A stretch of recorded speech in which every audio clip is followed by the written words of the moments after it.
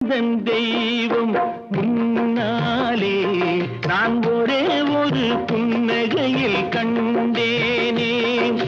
பாசமுள்ள பார்வையிலே கடவுள் வாழ்கிறான், அவன் கருணையுள்ள நெஞ்சினிலே கோயில் கொள்கிறான்.